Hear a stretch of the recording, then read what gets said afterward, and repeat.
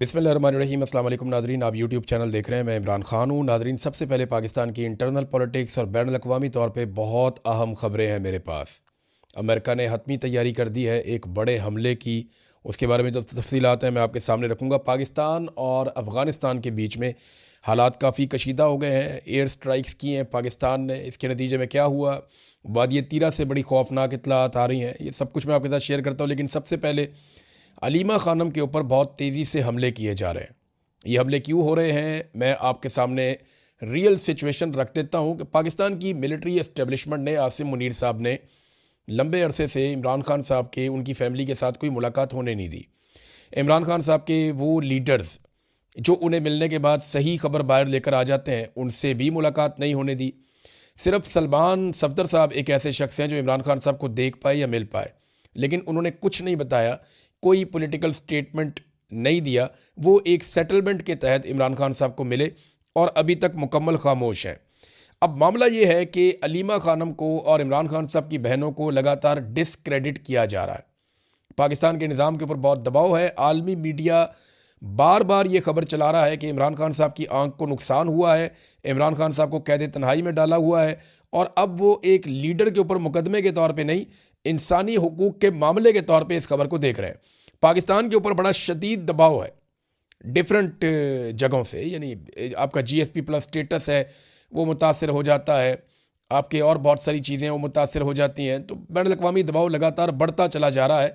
इमरान खान आम आदमी नहीं है, ये बहुत ताकतवर आदमी है और पूरी दुनिया में इनके शानदार ताल्लुकात हैं और इनकी पूरी दुनिया में पहचान है। तो उसी हिसाब से ये आवाज़ भी उठ रही है।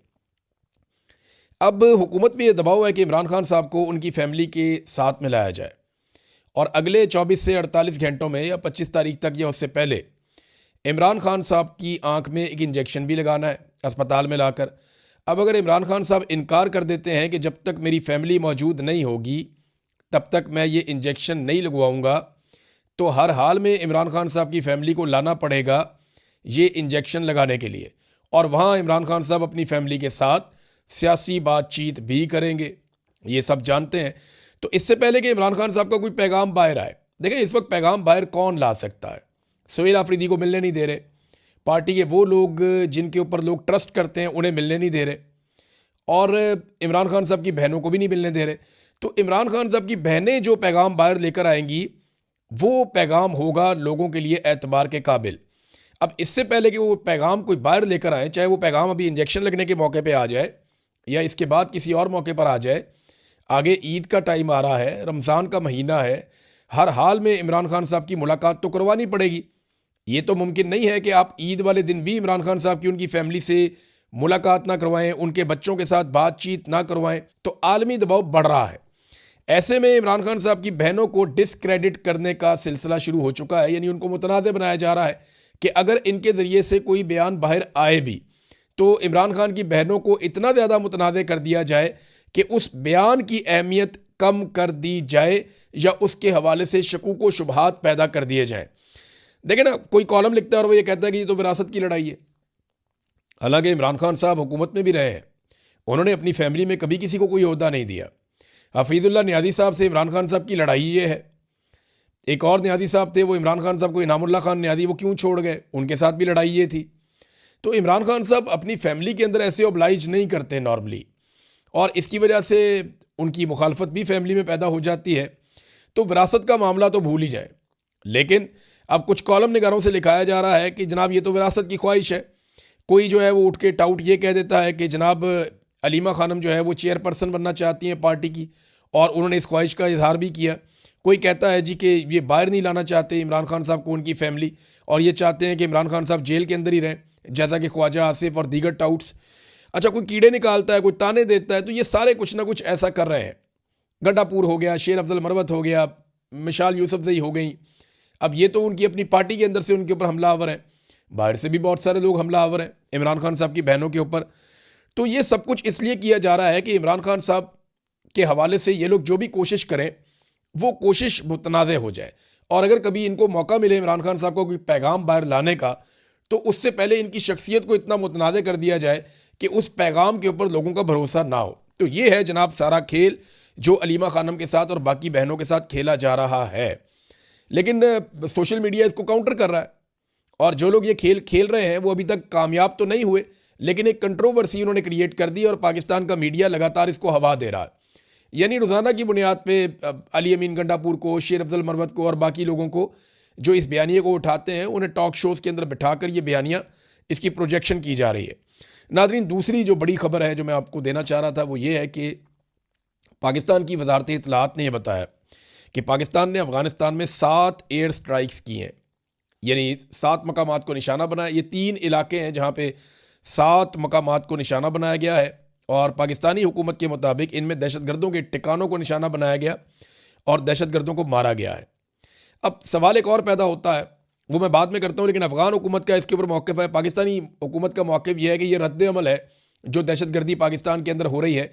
बल्कि अभी जो हालिया दहशतगर्दी हुई उसमें एक लेफ्टिनेंट कर्नल समेत 3 लोग शहीद हो गए और जवाबी कार्रवाई में कुछ दहशतगर्द भी मारे गए। लेफ्टिनेंट कर्नल हैं शहजादा गुल फराज, ये एक दहशतगर्दी के वाक़े में शहीद हुए। सिपाही उनके साथ करामत शाह, वो भी जाम शहादत नोश कर गए। तो ये बड़ा अफसोसनाक एक वाक़या हुआ। उसके बाद एक रद्द अमल आता है, और इससे पहले भी ऐसे ही ऑफिसर्स की और जवानों की शहादतें हो रही थी।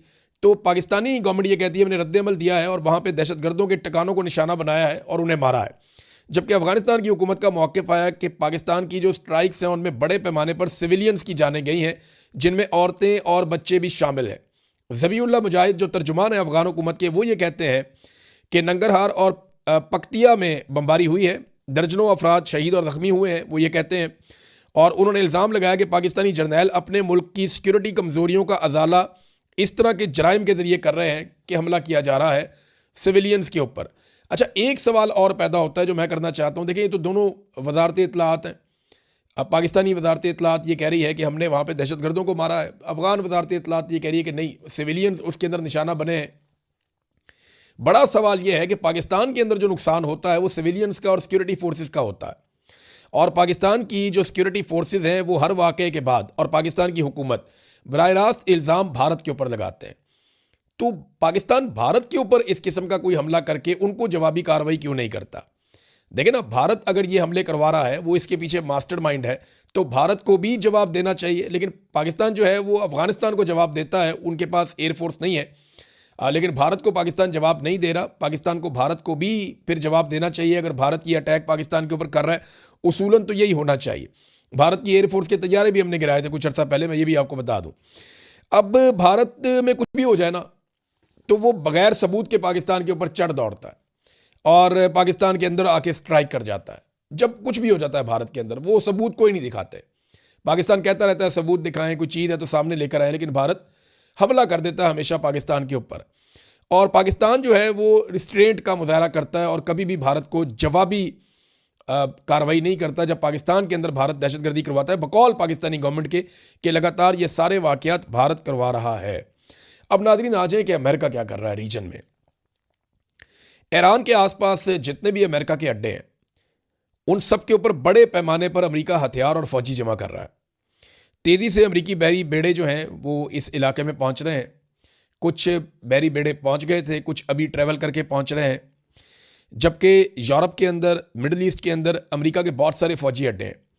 इन तमाम फ़ौजी अड्डों पर बड़े पैमाने पर जंगी जहाज़ और जो फोर्सेस हैं वो और हथियार वो अमेरिकन पहुंचा रहे हैं। और डोनाल्ड ट्रंप ने पहले ही धमकी दी है कि ईरान के ऊपर अटैक किया जा सकता है, और इससे पहले कई यूरोपीय ममालिक जो हैं वो अपने शहरियों को कह चुके हैं कि वो ईरान को छोड़ दें। तो ऐसा लगता है कि अगर ईरान और अमेरिका के बीच में कोई डील नहीं होती और कोई नतीजा नहीं निकलता, तो ईरान के ऊपर अमेरिका दबाव बढ़ाने के लिए एक बड़ी स्ट्राइक कर सकता है। और अगर अमेरिका को किसी मौके पे ये महसूस हुआ कि ईरान में रजीम चेंज हो सकता है, तो वो हर सूरत रजीम चेंज करवाएगा। इस वक्त जो ईरान की सियासी क़यादत है और जो मजहबी क़यादत है वो बहुत ख़तरे में है, क्योंकि इसराइल पहले एक प्रोजेक्ट के ज़रिए से बहुत सारे लोगों को वहाँ पे शहीद कर चुका है, और अमेरिका और इसराइल मिलकर ये कार्रवाई करेंगे। ये बैनुल-अक़वामी अखबारात के अंदर चीज़ें छप रही हैं, और इसमें एक बहुत बड़ा इंटेलिजेंस का नेटवर्क है इसराइल का जो ईरान के अंदर काम करता है, और उसकी मदद अमेरिका को हासिल रहेगी। अब ये साफ दिखाई दे रहा है कि अगर ईरान अमेरिका की बात नहीं मानता और किसी ऐसे नतीजे पर नहीं पहुंचता जिससे डोनाल्ड ट्रंप मुतमईन हो जाए, तो एक हमला तो अमेरिका ईरान के ऊपर करने वाला है। दूसरी जानिब अचानक से ईरान के अंदर फिर से मुजाहरे शुरू हो गए, और ये हुकूमत मुखालिफ मज़ाहरे हैं। अगर ये दोनों चीज़ें एक साथ होती हैं तो अमेरिका कोशिश करेगा कि अफ़गानिस्तान के अंदर रजीम तब्दील किया जाए। ये कोशिश अमेरिका पहली मरतबा नहीं करेगा, इससे पहले भी ये कोशिश की जा चुकी है लेकिन कामयाबी नहीं हुई।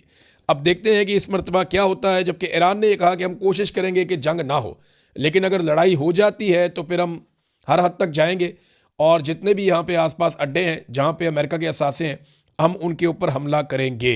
तो पाकिस्तान के साथ भी अमेरिका के बेहतरीन ताल्लुकात की एक वजह यह है कि पाकिस्तान का बॉर्डर बिल्कुल ईरान के साथ लगता है और अफ़गानिस्तान के भी साथ लगता है।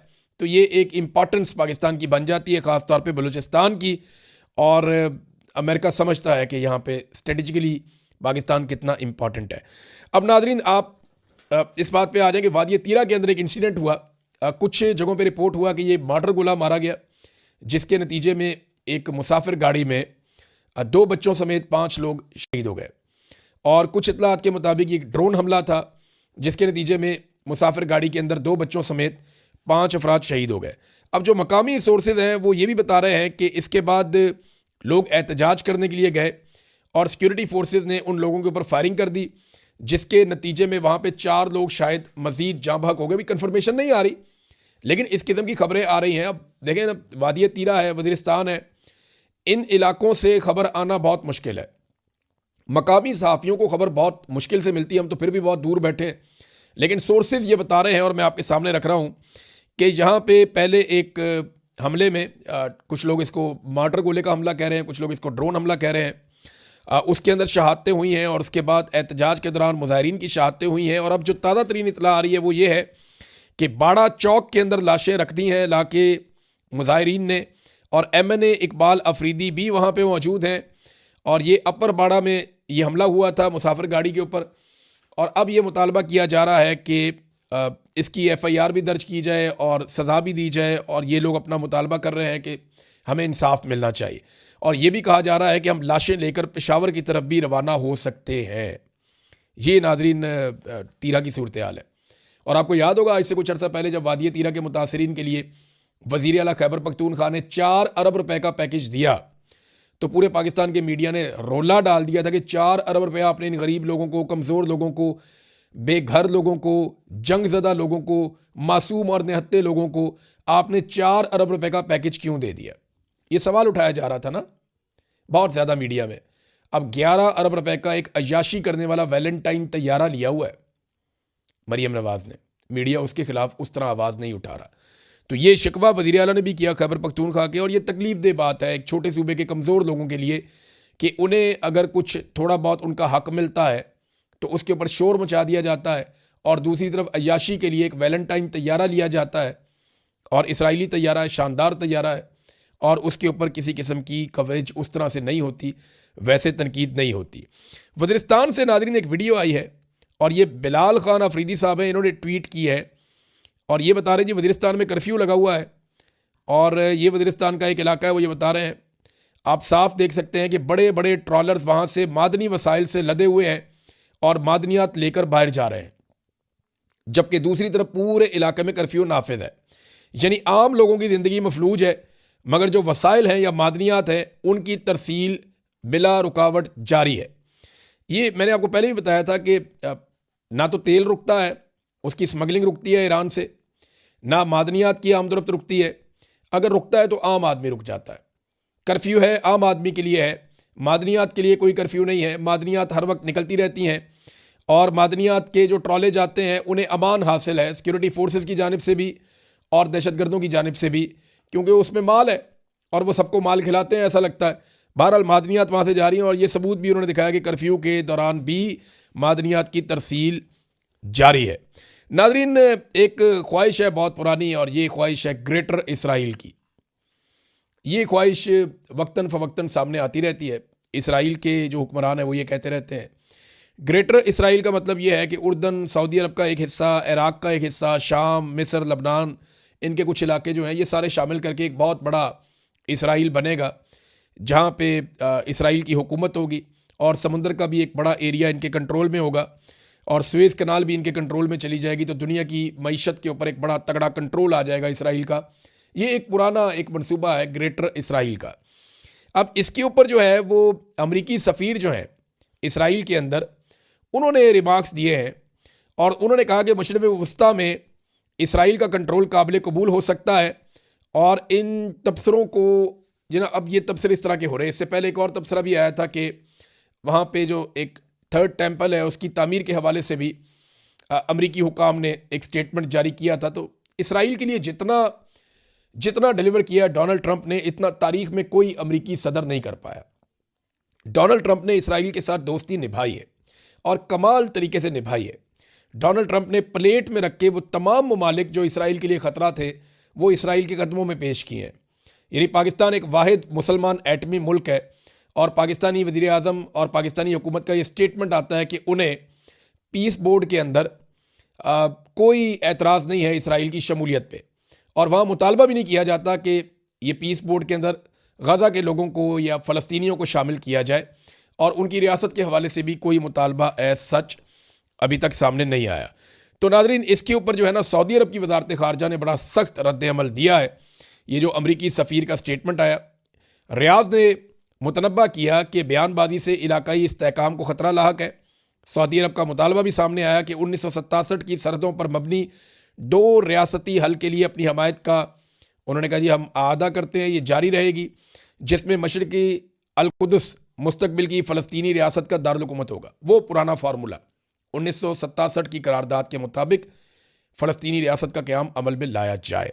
एक तरफ ग्रेटर इसराइल और एक तरफ फ़लस्तीनी रियासत का क़याम, ये दोनों बिल्कुल अपोजिट चीज़ें हैं, लेकिन अमेरिका या डोनाल्ड ट्रंप हमेशा इसराइल के साथ जाएंगे और वो ये खुलकर कहते हैं और इसमें उनको कोई आड़ भी नहीं है ये बात कहने में। नाज़रीन, हमारे जो सहाफ़ी दोस्त हैं सोहराब बरकत साहब, उनकी सुप्रीम कोर्ट से ज़मानत हुई और उनके ख़िलाफ़ अब एक और FIR सामने आ गई। यानी कानून का और इंसाफ का मजाक उड़ा दिया पाकिस्तान के अंदर पाकिस्तान के इदारों ने, और ये सब जानते हैं इसके पीछे पाकिस्तान की इंटेलिजेंस एजेंसियां हैं। अदालतों की तौकीर जो है वो ख़त्म हो रही है, बेतौकीर हो रही हैं अदालतें, उनके ऊपर से एतमाद ख़त्म हो रहा है। मैं ये बात कहना चाहता हूँ, देखिए सौराब तो ये वक्त गुजार देगा, एक दिन आएगा बाहर भी आ जाएगा, आज़ाद भी हो जाएगा, लेकिन ये बात याद रखिएगा कि ये वक्त गुजर जाएगा, मगर इदारे अपनी साख जिस तरह बर्बाद कर रहे हैं ये साख बहाल नहीं होगी। लोगों की नफ़रत को अब आप कम नहीं कर पाएंगे। ये जो कुछ भी आप कर रहे हैं इसकी कीमत आपको चुकानी पड़ेगी। सौराब तो अकेला आदमी है, वो एक आदमी है, वो ये तकलीफ बर्दाश्त कर लेगा, वो इससे एक दिन निकल जाएगा। हो सकता है निकलने के बाद वो पहले से ज़्यादा सख्त हो जाए, हो सकता है थोड़ा सा अपने आप को मॉडिफाई कर दे, कुछ भी करेगा, लेकिन एक बात याद रखिएगा, ये जो इदारे हैं ये अपनी जो साख तबाह कर रहे हैं ये कई नस्लों तक पीछा नहीं छोड़ेगी। अब तक के लिए इतने, अपना ख्याल रखिएगा, अपने इस चैनल का भी। अल्लाह हाफ़िज़।